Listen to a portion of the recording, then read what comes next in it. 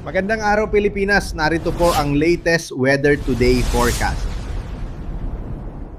Isang maganda at malamig na umaga sa ating lahat. Ito po ang ating ulat panahon ngayong linggo.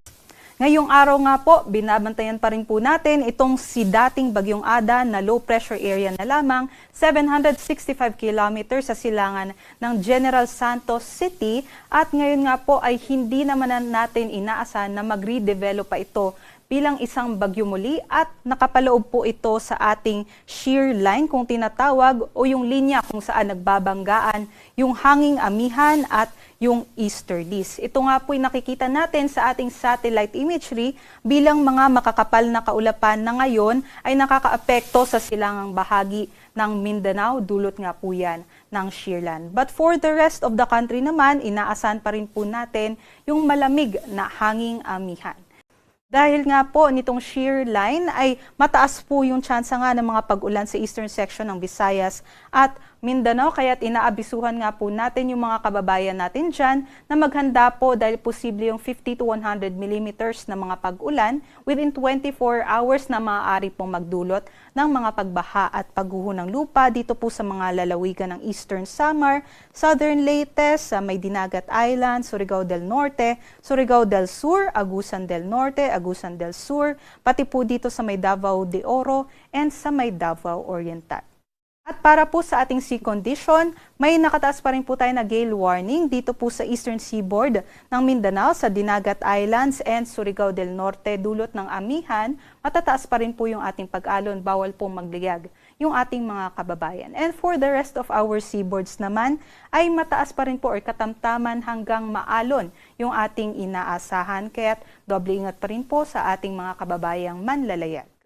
Kaya't ngayong araw nga po, inaasahan po natin na magiging maulap pa rin na may mga pag-ambon dito po sa may eastern section ng Luzon from Cagayan Valley, Cordilleras, down towards Bicol region. But for the western section naman po ng Luzon area, inaasahan naman po natin mas mababa naman po yung tsansa ng mga pag-ulan. So partly cloudy na lamang or bahagyang maulap hanggang sa maulap po yung ating panahon at meron lamang po tayong mga isolated light rains. Ito po yung ating mga agwat ng temperatura. Sa mga aakyat sa Baguio, posible pa rin po na bumaba hanggang 11 degrees Celsius yung ating temperatura doon hanggang 21 degrees Celsius. And for Tuguegarao, 18 to 25 degrees Celsius. Sa Tagaytay, 18 to 27 degrees Celsius. For Metro Manila and Lawag naman po, 20 to 28 degrees Celsius. And for Legazpi, 22 to 28 degrees Celsius. Sa may Visayas and Mindanao, especially sa may eastern section po, dito ay inaasahan po natin mataas po yung tsansa ng katamtaman hanggang sa malalakas na mga pag-ulan.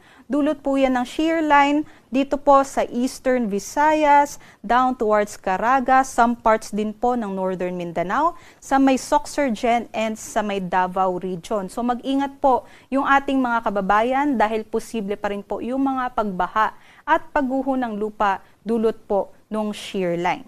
For the rest of Visayas naman and Palawan, inaasahan pa rin po natin yung bugso ng amihan dyan. So magiging maulap po for the rest of Visayas and parts of northern Mindanao.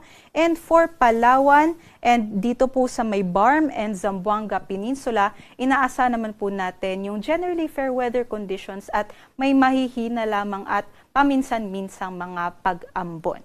Ito po yung ating mga agwat ng temperatura. For Kalayaan Islands and Tacloban, 22 to 29 degrees Celsius. Iloilo, 23 to 29 degrees Celsius. Cebu and Cagayan de Oro, 24 to 29 degrees Celsius.